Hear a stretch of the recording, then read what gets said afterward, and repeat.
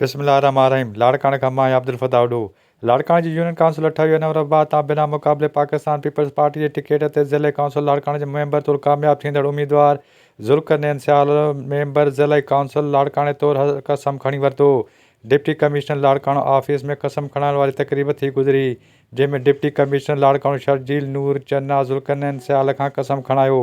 कसम खणाइण वारी तक़रीब में ज़िला काउंसिल लाड़काणे जो चेयरमैन एजाज़ अहमद नगारी, नायब चेयरमैन असदुल्लाह भुट्टो, सरदार तारिक अनवर सियाल, अॻूणो म्यूनसिपल कॉर्पोरेशन लाड़काणे जो मेयर ख़ैर मोहम्मद शेख, सरदार अली नवाज़ ख़ान जलबाणी, वॾेरो अली ॾीनो कंगो, आलमगीर सियाल, जहांगीर सियाल, सैयद अता हुसैन शाह, एडी सांगी, वॾेरो अली गुल ब्रोही, अमानल्ला शाहानी, असिस्टेंट कमिश्नर बाकरण निज़ामुद्दीन जतो ऐं ॿिया पिणु मौजूदु हुआ।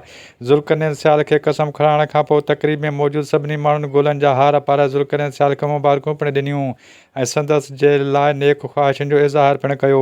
इन मौक़े ते तारिक अनवर सियाल ज़ुल्करनैन सियाल जी रहाइश गाह ते पहुची करे ख़ुसूसी तौर ते ज़ुल्करनैन सियाल खे मुबारक पिणु ॾिनी। अब्दुल फताह उडो, लाड़काणो।